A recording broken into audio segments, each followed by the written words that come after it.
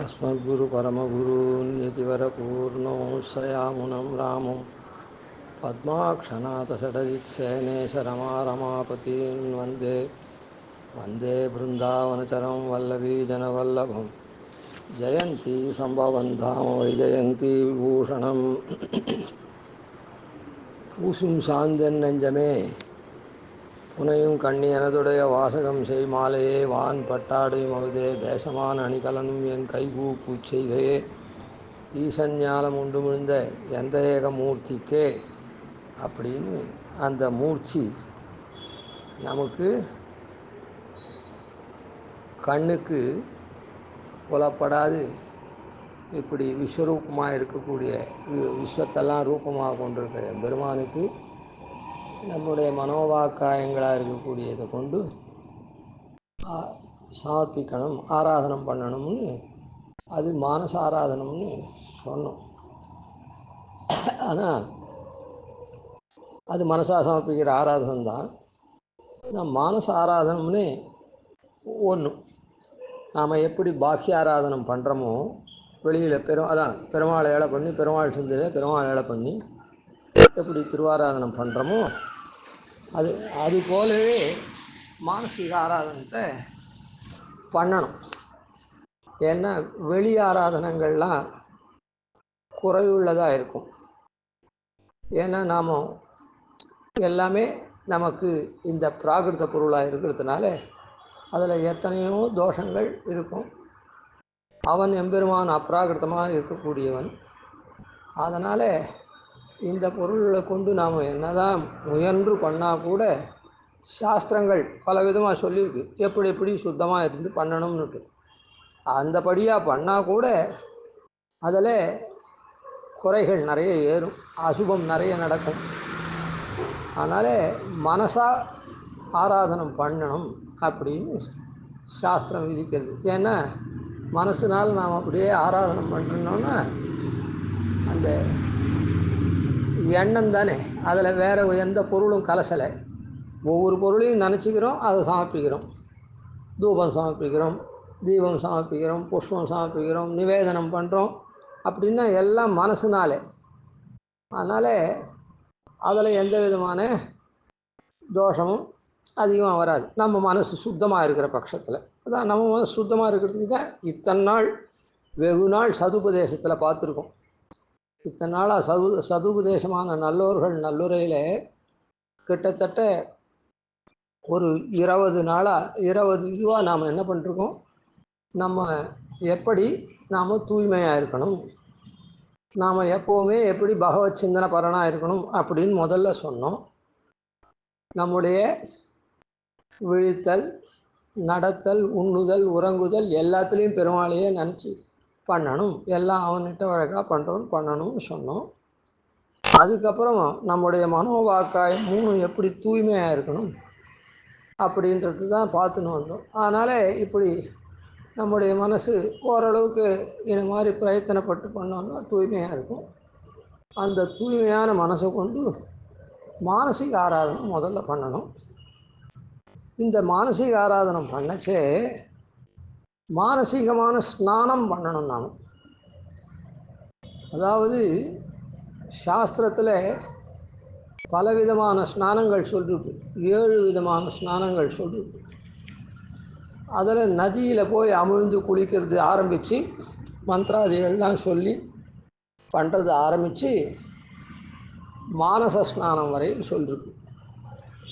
அது நதியில் குளிக்கிற ஸ்நானம் ஒன்றும், மானச ஸ்நானம் தான் கடைசி, அதுதான் உயர்ந்தது அப்படின்னு சொல்கிறது. மானசாராதனம் உள்ளையும் புறமும் எம்பெருமானுடைய சிந்தனத்தினால நம்ம சுத்தி பண்ணுறது மேலே பார்த்தோம். அதனால் மானச ஸ்நானம் பண்ணணும். அதாவது நதியெல்லாம் போய் குளித்தா கூட சாஸ்திரங்கள் சொன்னபடிக்கு இந்த மானச ஸ்நானத்தையும் பண்ணணும். மானச ஸ்நானம்ன்றது என்னது அப்படின்னா, மானசம் விஷ்ணு சிந்தனம், விஷ்ணுவை சிந்திக்கிறது தான். அந்த விஷ்ணுவை எப்படி சிந்திக்கணும் அப்படின்னு சொன்னால், எம்பெருமான் எம்பெருமானுடைய திருவடி தாமரையிலேருந்து உண்டாகக்கூடிய கங்கை இருக்குதே, அதாவது பெருமாள் உலகளந்த போது மாவலி வேள்வியில் யாச்சகம் கேட்டு உலகளந்த போது பிரம்மா சத்தியலோகத்தில் பெருமாளுடைய திருவடிக்கு அபிஷேகம் பண்ணார். அந்த திருவடி தீர்த்தத்தை சிவனார் தன்னுடைய முடியில் ஏந்தினார். அப்புறம் அது அப்படியே பெரிய பகீரத காலத்தில் அது பூமிக்கு கொண்டு வரப்பட்டு கங்கையாக ஓடுறது. அதனால் பெருமாளுடைய திருவடி தீர்த்தம் தான் கங்கை. அதனால் எம்பெருமானுடைய திருவடி தாமரையிலேருந்து உண்டாகக்கூடிய கங்கை நம்ம தலை மேலே பெருகி இந்த தலைவாசல்னு சொல்லக்கூடிய பிரம்மரந்திரம் அப்படின்னு ஒன்று இருக்குது. அந்த பிரம்மரந்திரம்ன்றது எது அப்படின்னு சொல்கிறது, அதில் ஓட்டை இருக்குதுன்னா அந்த சூக்ஷ்மமான ஓட்டை இருக்குது, அது நம்ம கண்ணுக்கு தெரியாது, அது சூக்ஷ்மமான நாடி. அந்த நாடி விசேஷத்தை, நாடின்றது ஒரு பைப் மாதிரி, அது சின்னதாக சரி, அது அந்த பிரம்மரந்திரம். அந்த பிரம்மரந்திரம் எங்கே இருக்குன்னா அது தலைவாசல்னு சொல்கிறோம். அது வழியாக தான் பிரபன்னன்லாம் மோட்சத்துக்கு போகிறான். அதான் இந்த சரீரத்துலேருந்து வெளி கிளம்புறான். அப்புறம் அர்ச்சிராதி மார்க்கம் மோட்சம் போகிறான், இருக்கட்டும். அதனால் அந்த பிரம்மரந்திரம்ன்றது பொதுவாக பிறந்த குழந்தைகளை பார்த்தாக்கா ஒரு 5-6 மாதம் வரையில் இந்த தலைபாகம் மொத்தம் ஓடாக இருக்கும். ஆனால் இந்த நடு தலையில், அதாவது தலைபாகத்தில் ஒரு இடத்துல மாத்திரம் தோல் மாத்திரம் இருக்கா மாதிரி இருக்கும், மண்டை ஓடு இல்லாமல். அப்புறம்தான் அந்த மண்டை ஓடு ஒரு வருஷம் ஆச்சுன்னா அப்படி சேர்ந்து போயிடும். அதுவரையில் அது அந்த மேல் தோல் மாத்திரம் இருக்கும். அது இந்த மூச்சு தலைன்னா இது மூச்சு விட்டால் இப்படி இப்படி வருதான மாதிரிலாம் அது இதுவாக இருக்கும், அது தெரியும். அது அந்த ஸ்தானத்தில் தான் அந்த பிரம்மரந்திரம் இருக்குது. சரி, அந்த பிரம்மரந்திரம் ரொம்ப சூக்ஷ்மமாக இருக்கக்கூடியது, சரிதானே? அது வழியாக அந்த கங்கை தீர்த்தம் பிரவாகம் பண்ணி நம்முடைய உள்ளேயும் உடம்புக்கு வெளியிலையும், தலை மேலே விழுற கங்கை வெளியெலாம் இது பண்ணுறது. அந்த பிரம்மரந்திரம் வழியாக போகிறது இது நம்ம உள்ளே போய் உள்ளும் புறமும் தூய்மை பண்ணுறது. அப்படின்றத நாம் நினைக்கிறது தான் மானச ஸ்நானம். இந்த மானச ஸ்நானத்தை பண்ணோன்னா அதான் விஷ்ணு சிந்தனம். விஷ்ணுவனுடைய திருவடி தீர்த்தத்தை நம்முடைய தலையில் விழுந்து அது பிரம்மரந்திரம் வழியாக உள்ளேயும் போய் தலையில் விழுந்து வெளியிலையும் இது பண்ணி உள்ளும் புறமும் நாம் சுத்தமாகிறோம் அப்படின்றத நினைக்கிறது தான் மானச ஸ்நானம். இது மிகவும் உயர்ந்ததான ஸ்நானம். மற்ற ஸ்நானங்கள்லாம் பண்ணால் கூட இந்த ஸ்நானத்தை பண்ணணும்னு சொல்லிருக்கு. கேவலம் இந்த ஸ்நானத்தை மாத்திரம் பண்ணிவிட்டு விட்டுடக்கூடாது. பொதுவாக இல்லை, இது முடியாதவர்கள் அவள்லாம் முடிஞ்சவாளும் இதை பண்ணணும், முடியாதவாளும் இதை பண்ணணும். முடிஞ்சவா அந்த ஸ்நானத்தெல்லாம் பண்ணிவிட்டு இதை பண்ணணும். படுகையில் படுத்துட்டுவாள்லாம் இந்த ஸ்நானத்தை மாத்திரம் பண்ணாலே ஸ்நான பலன் அவளுக்கு கிடச்சிடும். இது உயர்ந்ததான ஸ்நானம். இந்த ஸ்நானத்தை மானசீக ஆராதனம் பண்ணுறதுக்கு முன்னே, பகவானுக்கு ஆராதனம் பண்ணுறதுக்கு முன்னே இந்த மானசீக ஸ்நானத்தை பண்ணணும். ஏன்னா பாஹ்ய ஸ்நானம் இருக்குதே, அந்த ஸ்நானத்துக்கெல்லாம் எவ்வளவோ விதி சொல்லப்பட்டிருக்கு. அந்த விதிகள்லாம் நாம் மீறி தான் எல்லாருமே இன்றைக்கி ஸ்நானம் பண்ணுறோம். ஏதோ அங்கொன்று இங்கொன்று மகான்கள் விதிப்படி ஸ்நானம் பண்ணுவாளே தவிர மற்ற எல்லாரும் விதியை மீறி தான் ஸ்நானம் பண்ணுறோம். அதாவது குழாய் குளிக்கிறோம், அது இரும்பில் வருது, ஆனால் அயஸ் சம்பந்தமான ஜலம் அதெல்லாம் இருக்கட்டும். அந்த மாதிரி எத்தனையோ அதில் இருக்குது. அப்புறம் ஸ்திரீகளாகட்டும் புருஷாளாகட்டும் கச்சம் வச்சு இதான் துணி உடுத்திண்டு அதையும் கச்சமாக உடுத்திண்டு தான் ஸ்நானம் பண்ணணும். அது இல்லாத பண்ணக்கூடாது. இப்படியெல்லாம் பலவிதமாக சொல்லிருக்கு சாஸ்திரத்தில். ஆச்சமனங்கள்லாம் பண்ணி தான் ஸ்நானம் பண்ணணும். அப்புறம் முடிக்கு செய்வோம் ஆச்சமனம்லாம் பண்ணணும். இப்படியெல்லாம் ஸ்நானத்துக்கு விதிகள் பல சொல்லிருக்கு. ஆனால் மாதிரி ஸ்நானத்தை 100க்கு 99.99 பேர் பண்ணுறதே இல்லை. அவளுக்கு தெரிஞ்சிக்கல, அப்படியே தெரிஞ்சிருந்தாலும் பண்ண முடியாது. அப்படி இருக்குது. அதனால் இப்போ மானசாராதனம் பண்ணுறதுக்கு முன்னே சாஸ்திரத்திலே சொல்லியிருக்குது மானசீக ஸ்நானம் பண்ணணும்னு. அப்போது ஒரு தடவை பண்ணணும்னு. அந்த மானசீக ஸ்நானத்தை எப்படி பண்ணணும் அப்படின்னு சொன்னால், அதான் இப்போ சொன்னால் போல் பெருமாளை தியானம் பண்ணணும். அந்த பெருமாள் திருவடியிலேருந்து வரக்கூடிய அந்த கங்கை நம்முடைய தேகத்தில் விழுந்து, தலையில் விழுந்து, உள்ளும் புறமும் நம்ம சுத்தம் பண்ணுறது அப்படின்னு தியானம் பண்ணுறது தான் அது. இப்போ பெருமாளை தியானம் பண்ணணும். அது எங்கேருந்து எப்படி யார் இடத்துலேருந்து வருதுன்னு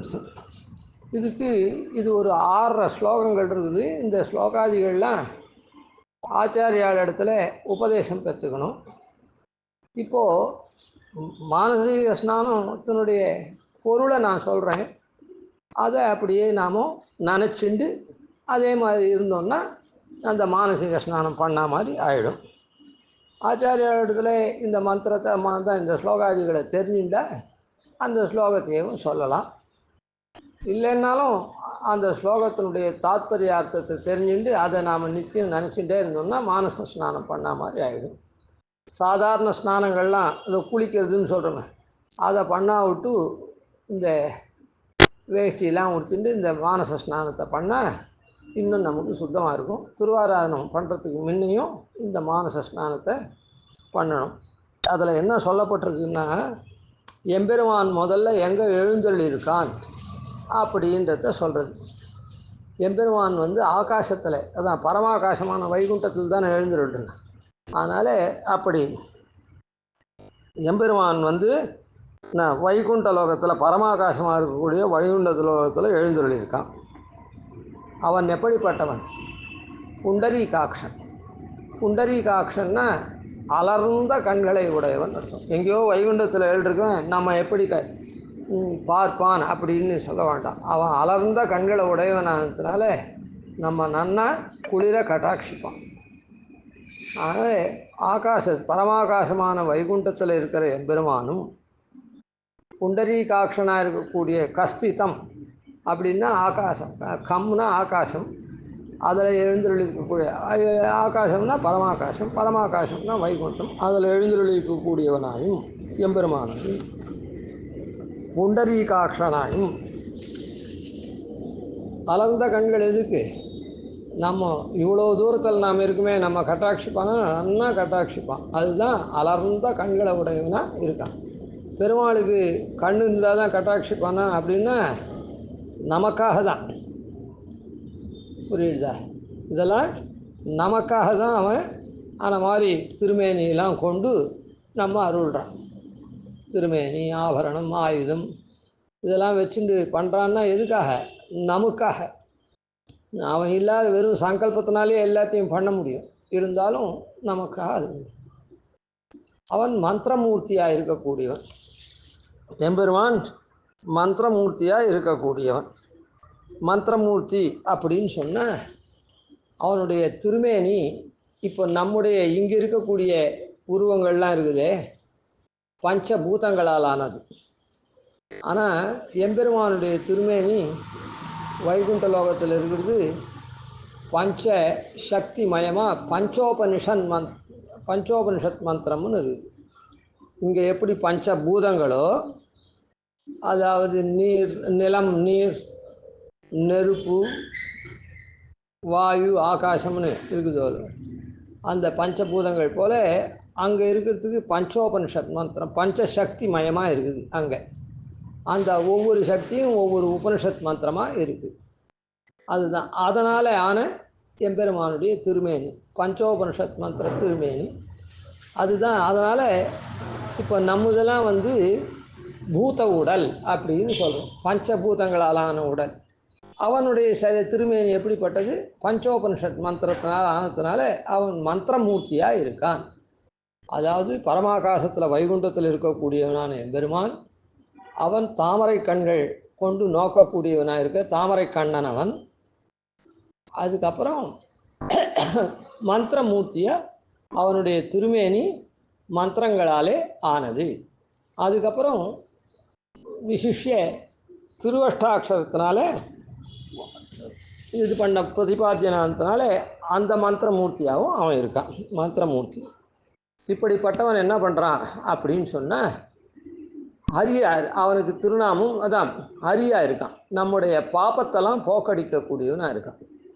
இப்படி வைகுண்டத்தில் எழுந்தருளிருந்து நல்ல செந்தாமரை கண்களை கொண்டு மந்திரமூர்த்தியாகவும் மந்திரமூர்த்தியாக உருவம் படைத்தவனாக இருந்து நம்முடைய பாப்பங்கள்லாம் அவன் போக்குறான். இப்படிப்பட்ட எம்பெருமானுடைய திருமேனியை நாம் தியானம் பண்ணாலே நம்முடைய பாப்பங்கள்லாம் விலகும். அதனால் ஹரி அப்படிப்பட்டவனை ஹரியாக இருக்கும். ஹரின்னா என்ன அர்த்தம்? நம்முடைய பாப்பங்களை போக்கடிக்கக்கூடியவன். அப்படிப்பட்ட எம்பெருமானை நான் தியானிக்கணும். அப்படிப்பட்ட எம்பெருமானை அவனை தியானிக்கணும். அதுக்கப்புறம் அவன் எப்படி இருக்கான் அப்படின்னு சொன்ன, கோட்டு சூரிய சமப்பிரபனாக இருக்கான்.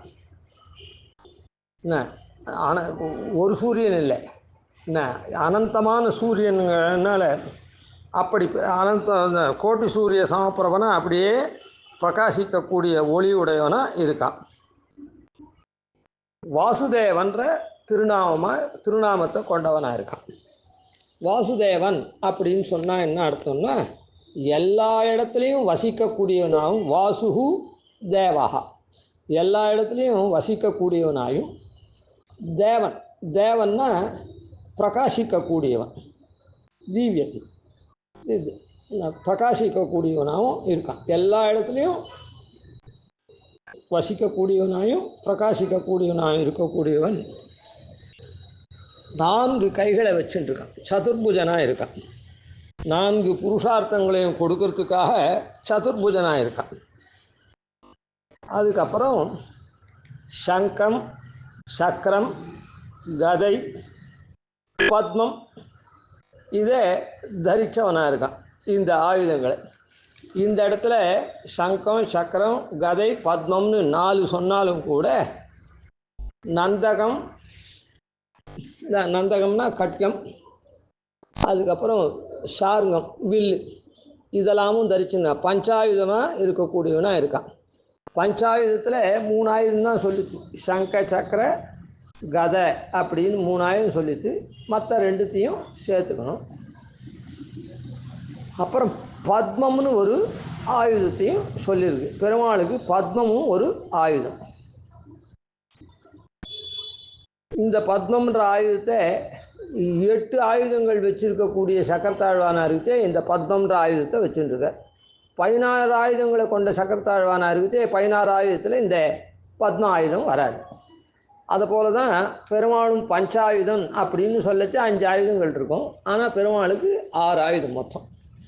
சரி, சங்கம் எதுக்காக அப்படின்னா, சங்கத்தை கொண்டு நமக்கு நல்ல உருவத்தையும் நல்ல சொற்களையும் சொல்லக்கூடிய தன்மையும் நல்ல வளைந்த சரீரத்தையும் தரான். வணக்கமுடையமான சரீரம், இன்சொல் சொல்லக்கூடிய தன்மையையும் உடைய சரீரத்தையும் கொடுக்குறான் சங்காயுதத்தினால. சக்கரத்தினால நம்முடைய சரீரம் இருக்க வேண்டிய நாள் இருக்கும்படியாகவும்,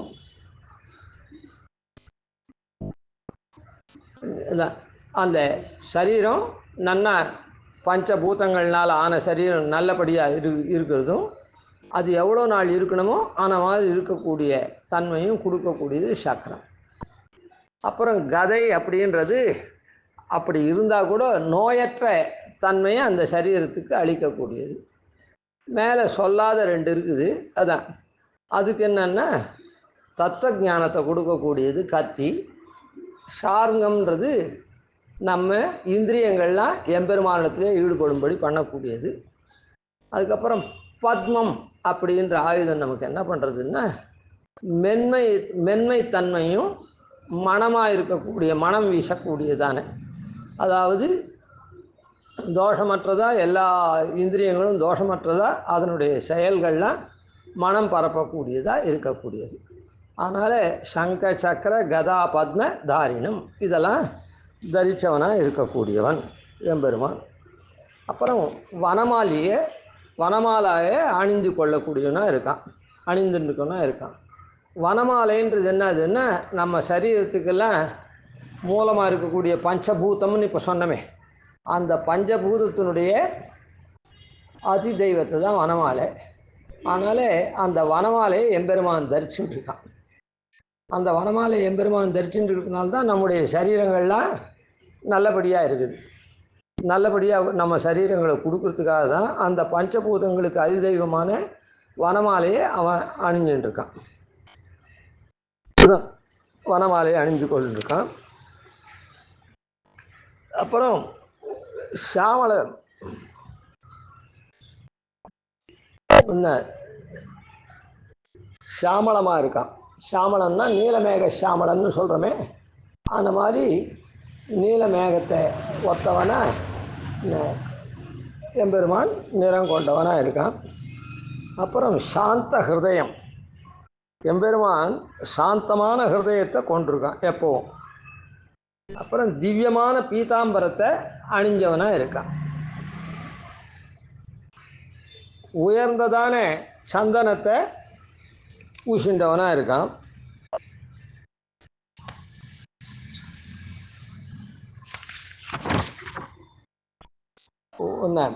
உயர்ந்த சந்தனத்தை பூசப்பட்டவனாக இருக்கான்.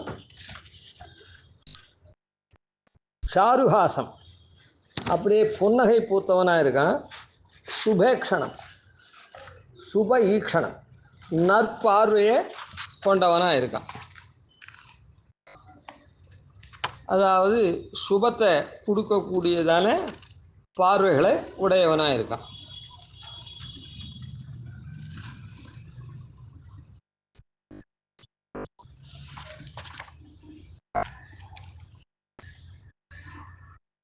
அப்புறம் அநேக ரத்னங்கள்னாலே இழைச்சதான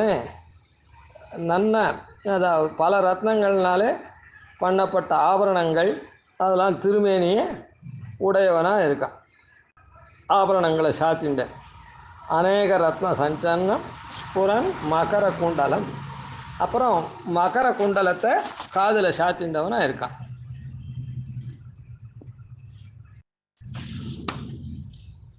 நாரதாதி முனி பிருந்தங்கள்லாம், முனி கூட்டங்கள்லாம்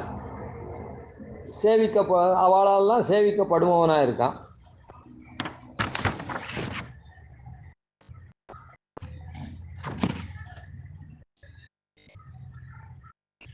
கங்கணங்களை அணிந்தவனாக இருக்கான்.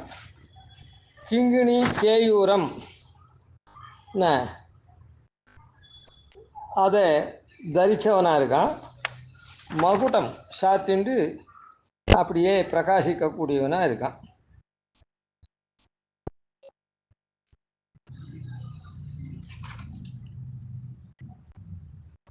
துவஜம் வஜ்ரம் அங்குஷம் முதலான மகாபுருஷ லக்ஷணங்கள்னால ஒரு உயர்ந்த புருஷர்கள் இருக்கான்னா அவளுடைய திருவடியில் துவஜம் வஜ்ரம் அங்குஷம் இதெல்லாம் அங்கே ரேக்கையாக இருக்கும். அவள் மகாபுருஷால் நடத்து. அப்படிப்பட்ட ரேக்கையை உடையவனாக இருக்கக்கூடிய பாத பத்மம் அவனுக்கு இருக்குது. அது சுநிர்மலம், தோஷமற்றவனாக இருக்கக்கூடியவன்.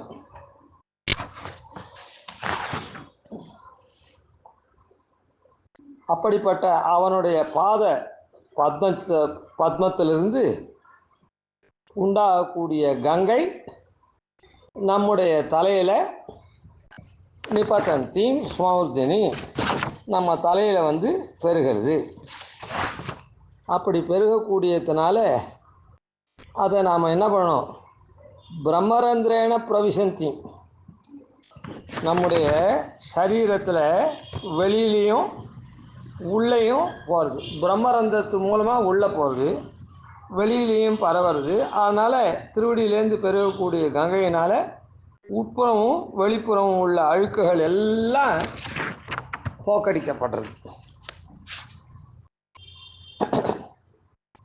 இப்படி தயா சங்ஷாலிதம், இந்த மாதிரி நம்முடைய இதெல்லாம் நன்கு அதான் நல்ல உட்புறமும் வெளிப்புறமும் உள்ள தோஷங்கள் எல்லாத்தையும் களைஞ்சதா தியானம் பண்ணணும். உள்புறமும் வெளிப்புறமும் இருக்கக்கூடிய அழுக்குகள் மொத்தத்தையும் இந்த மாதிரி அந்த தீர்த்தம் போக்கடிச்சது அப்படின்னு நாம் தியானம் பண்ணணும்.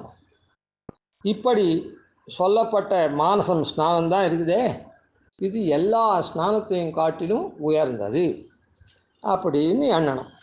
அதனால் பெருமாள் இப்போது நேர சொல்லிகிட்டே போகிறேன். பெருமாள் பரமாகாசத்தில் இருக்கான், வைகுண்ட லோகத்தில் புண்டரீகாட்சனாக இருக்கான்.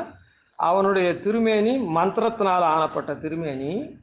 அவன் நம்முடைய பாப்பங்களை போக்கடிக்கக்கூடியவன் அப்படின்னு எண்ணணும் நாம். அப்புறம் கோட்டி சூரிய சமப்பிரபனாக இருக்கான், வாசுதேவனாக இருக்கான், சதுர்புஜத்தை கொண்டவனாக இருக்கான். சங்கன் சக்கரம் கதை பத்மம் இதெல்லாம் ஆயுதங்களை ஏந்தினவனாக இருக்கான், தரித்தவனாக இருக்கான். வனமாலையை சாத்திண்டவனாக இருக்கான். நீலமேக சாமலனாக இருக்கான். சாந்த ஹிருதயனாக இருக்கான். திவ்யமான பீதாம்பரத்தை அணிஞ்சவனாக இருக்கான். திவ்யமான சந்தனத்தை பூசிப்பற்றவனாக இருக்கான். அப்புறம் புன்னகை பூத்தவனாக இருக்கான். சுபமான ஈக்ஷணம் பார்வையை உடையவனாக இருக்கான். அநேக ரத்னங்கள்னாலே ஆகப்பட்ட திருவாபரணங்கள்னாலே திருமேனியை சாத்தின்றவனாக இருக்கான். மகர குண்டலங்கள்லாம் அப்படி ஸ்புரிக்கிறது அது இருக்க. நாரதாதி முனிகள்லாம் சேவிக்கக்கூடியவனாக இருக்கான். கங்கணம் தோஷமற்றதான கங்கணத்தெல்லாம் சாத்தின்ட்டு ஜொலிக்கிறான்.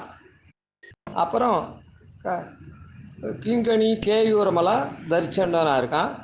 மகுடம் சாத்தின்ட்டு ஜொலிக்கிறான். துவஜம் வஜ்ரம் அங்குஷம் முதலியதான பாதபத்மம் திருவடி தாமரையில் தோஷமற்றதான திருவடி தாமரையில் அந்த ரேக்கையெல்லாம் உடையவனாக இருக்கான்.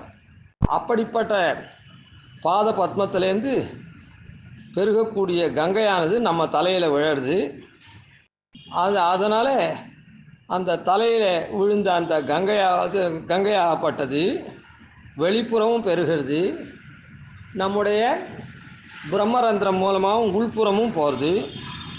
அதனால் உள்ளே இருக்கிற அழுக்கு வெளியில் இருக்கிற அழுக்கு எல்லாத்தையும் அது பரிசுத்தமாக்குறது அப்படின்னு தியானம் பண்ணணும். இப்படி சொல்லப்பட்ட இந்த மானச ஸ்நானம்தான் எல்லா ஸ்நானத்தையும் காட்டிலும் உயர்ந்த ஸ்நானம் அப்படின்னு. இப்படிப்பட்ட மானச ஸ்நானத்தை நாம் அனுசந்தானம் பண்ணோன்னா நமக்கு உள்ளும் புறமும் ஒரு மந்திரத்தினாலான சுத்தி கிடைக்கும். அதனால் நாளைக்கு நாள் நாம் ரொம்ப நல்லவர்களாக நம்முடைய தீய குணங்கள்லாம் விலகி நற்குணங்கள் பெற்றவராக நாம் இருப்போம். அதனால் இந்த மானச ஸ்நானத்தை நித்தியம் பண்ண வேண்டியது. கவிதார்க்கிய சிம்ஹாய கல்யாண குணசாலினே ஸ்ரீமதே வெங்கடேசாய வேதாந்த குரவே நமः. ஆதிவன்ஷடகோபாதீநிதிவர்யான் பஜேனிஷம் ஸ்ரீரங்கபூர்வசடிதித்யதீசானபதாஸ்ரீம் ஸ்ரீவத்சவம் ஸ்ரீலகம் வந்தே ஸ்ரீகிருஷ்ணதேசிகம்.